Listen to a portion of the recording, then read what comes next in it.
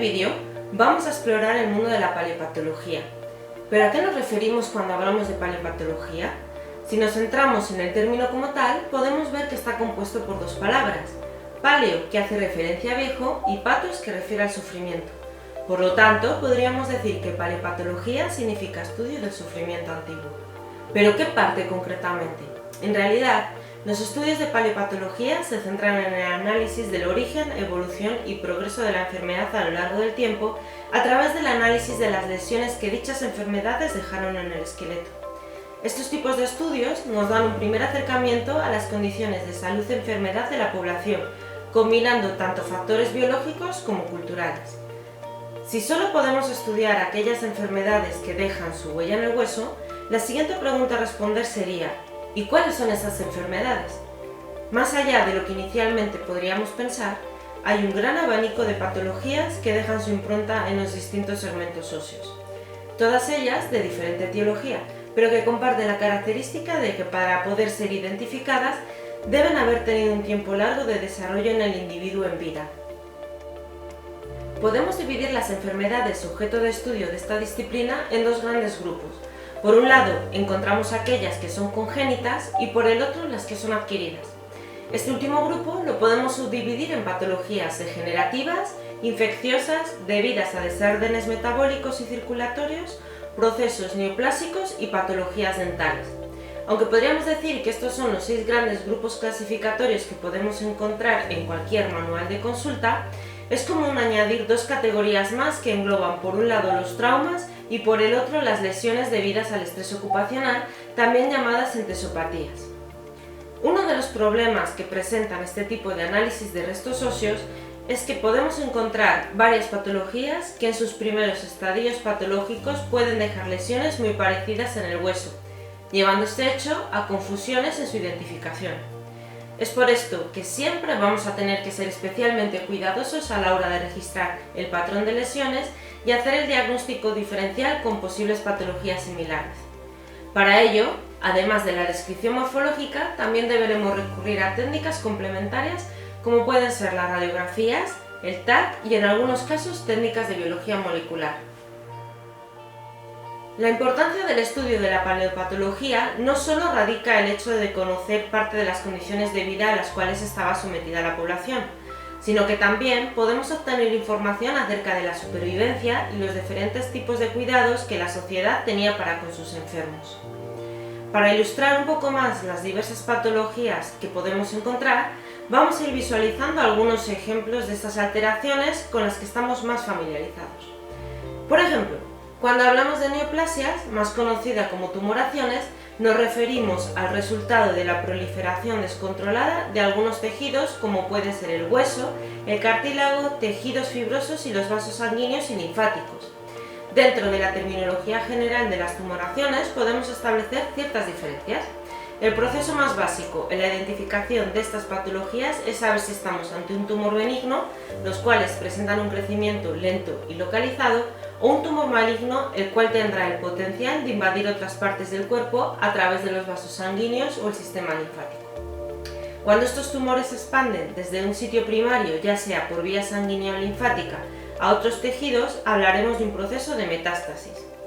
Un ejemplo de tumor benigno lo podemos encontrar en estas imágenes. Se trata de un osteoma osteoide. Este tipo de tumoraciones son protuberancias suaves y de pequeño tamaño que normalmente se encuentran en la superficie ectocraneal y son fácilmente detectables, tanto morfoscópicamente como con radiografías. Por otro lado, en la siguiente fotografía podemos encontrar un ejemplo de sarcoma.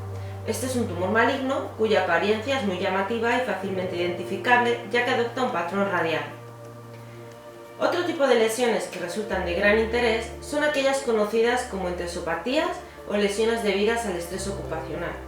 Su estudio nos va a otorgar información acerca del tipo de actividades que desarrollaban los individuos de una población y la frecuencia con la que las realizaban. Por ejemplo, una de las entesopatías más comunes es la que afecta al hueso calcáneo. Si observamos la fotografía con atención, podemos ver una diferencia muy llamativa entre estos dos calcáneos. En una observamos la anatomía normal del hueso y en el otra vemos que a nivel de inserción del tendón de Aquiles hay una irregularidad, un conjunto de espículas cuya presencia nos indica un patrón de actividad repetida que a la larga conllevó la microfractura de ciertas fibras con su posterior osificación. Este tipo de lesiones están asociadas a una actividad relacionada con largas caminatas, carreras, etc. Y es un tipo de lesión que podemos encontrar, por ejemplo, en corredores de maratón. Si tuviéramos que elegir un grupo de patologías que generan más interés entre los investigadores, casi sin duda podríamos decir que estas son las patologías infecciosas, no solo por el tipo de lesiones que podemos encontrar en los huesos, sino también por la información histórica que en algunas ocasiones podemos asociar a su estudio. Cabe destacar casos como el estudio de la sífilis, aspectos como dónde se originó o cómo se expandió por los diferentes continentes, son temas recurrentes en las investigaciones, sobre todo cuando estamos hablando de restos humanos antiguos. También hablando de este tipo de restos humanos, merece la pena hacer referencia, por ejemplo, a los estudios realizados acerca de enfermedades de origen nutricional, como puede ser el escorbuto, que conocido como la enfermedad de los marineros, era asociada a los viajes transatlánticos que se llevaron a cabo entre el continente europeo y el americano a partir del siglo XV. Este padecimiento ocurría porque durante las travesías los marineros no tenían acceso a frutas y verduras frescas, con lo cual, al no poder obtener la vitamina C, desarrollaban esta patología. Por otro lado, tenemos las anemias, que también dejan su impronta en el hueso de una manera característica, por medio de lesiones que se encuentran situadas típicamente en las órbitas y se muestran como puntilleos, que varían en mayor o menor intensidad. Estas han sido asociadas con la carencia de hierro, aunque no exclusivamente. Con el paso de los años, nuestros esqueletos también van cambiando. Los huesos se ven afectados por el uso continuado a lo largo de la vida y empiezan a aparecer patologías articulares. Términos como la artritis o la artrosis forman parte de nuestro vocabulario común, pero ¿cómo afecta esto a los huesos? Nuestras articulaciones permiten el movimiento entre dos huesos. Para que esto ocurra sin producir dolor, los extremos de los huesos se encuentran recubiertos de cartílago que actúa como si fuera una especie de almohada. Con el paso de los años, esta superficie cartilaginosa se va desgastando y los huesos pierden esta amortiguación, apareciendo los daños a nivel articular. Pero, ¿y qué pasa con los dientes? ¿No hay ninguna enfermedad que afecte a nuestros dientes? Por supuesto que hay una enfermedad que quien más o quien menos ha sufrido a lo largo de la vida. Estamos hablando de las caries. Estas van a provocar una destrucción de los tejidos dentales y por lo tanto van a poder afectar a la corona y a la raíz del diente. Claro que la cantidad de caries que podemos tener a lo largo de la vida va a depender mucho de unos hábitos saludables, tanto de higiene de oral como de una buena alimentación baja, sobre todo en alimentos cariogénicos. Como ya hemos comentado, si bien es cierto que los traumas no son patologías como tal, sí es verdad que en algunos casos un proceso traumático puede llevar asociado a una infección, y no deja de ser siempre llamativo cuando nos encontramos con alguna lesión que corresponde con esta situación, explorarlo un poquito más. Cuando hablamos de trauma, nuestro imaginario nos remite a la típica fractura, es decir, a la separación del hueso en dos partes. Los traumas pueden ser clasificados en varios tipos. Por un lado, podemos encontrar las típicas fracturas, pero también las dislocaciones y aquellos procesos quirúrgicos que refieren, por ejemplo, a las amputaciones, como podemos observar en esta fotografía. Sin duda, uno de los aspectos que más nos llama la atención cuando estamos analizando huesos fracturados es la visualización del callo de fractura. Esto no solo nos confirma la presencia de fractura, sino que, analizando su morfología, podemos inferir el intervalo de tiempo en el cual se produjo.